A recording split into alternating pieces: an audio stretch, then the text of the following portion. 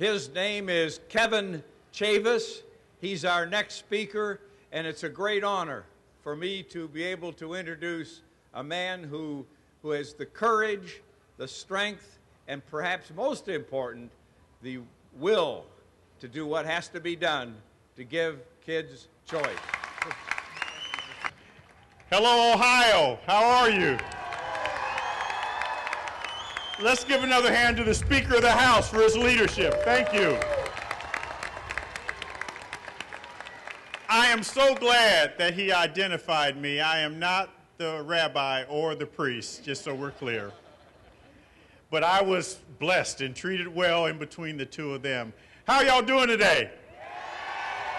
All right. Before I speak, I want to say something. Did you get that, teachers? Before I speak, I want to say something.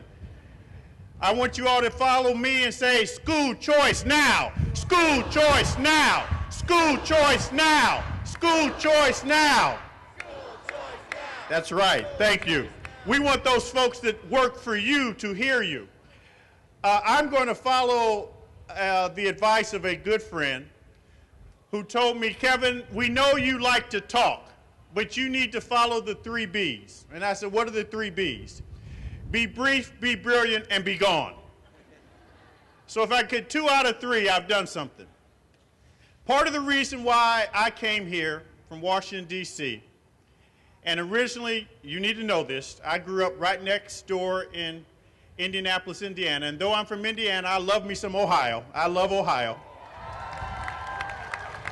Part of the reason why I came here is this is a time for parents and students and families to stand up for children.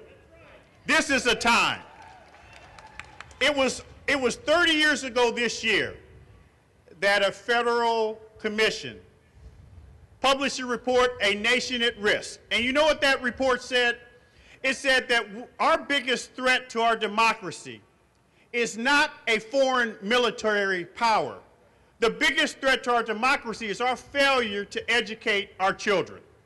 And they also said that if a unilateral force had imposed the educational outputs on this nation, we would declare it an act of war. That's how bad it was 30 years ago. And 30 years later, what we have done, we've engaged in all these system reforms. We talk about the system needs to do this. We hear about a new superintendent's plan, give me 3 to 5 years. And we plan the plan, we study the study, we debate the debate, and we're still losing too many kids. But right now, through educational choice, the only way you see change is when you put power in the hands of parents. The only way you see change is when power is in the hands of parents. So I applaud Representative Huffman and your speaker, and especially your governor, for including it in the budget, which is his stamp of approval. It says, this is important to me. We need to expand educational opportunities for kids. We need to put power in the hands of these parents. And you know what? We need to fly this plane while we fix it.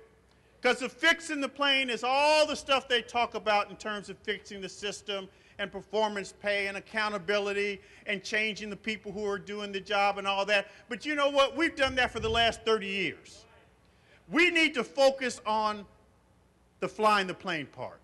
We need to focus on putting as many quality options in front of families and parents as we can. We need to have a sense of urgency to do it not just 2 weeks from now or 2 years from now, but do it today, right now, here and now, a fierce and urgency today to educate as many children as possible. The sad reality is even before I finish this next sentence, a child will drop out of school in America. And before I finish the next sentence, a child will drop out of school in America. And who knows what cure for cancer is locked in the mind of a child we failed to educate. And you know what? As I look across this crowd, I see all the potential and the rich potential that this country has to offer in the faces of these children. And I tell you what, if we don't fight for these children, if we don't put the system aside and put the kids first, shame on us. It's the kids first that we need to focus on.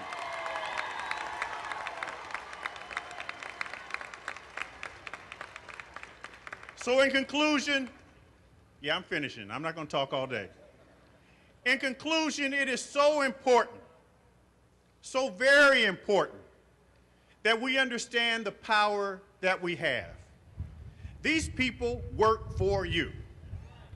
And when folks come to you and say, well, you know, my problem with school choice is the Republicans this, or the Democrats that, well, those kids know you can't have a Republican or Democratic way to teach a kid how to read, write, or count. There's only the right way to do that. This is not a Republican or Democratic issue. This is an American issue. This is a family issue. This is the issue that speaks to the future of our country. So when we talk about educational choice, we're talking about educational freedom.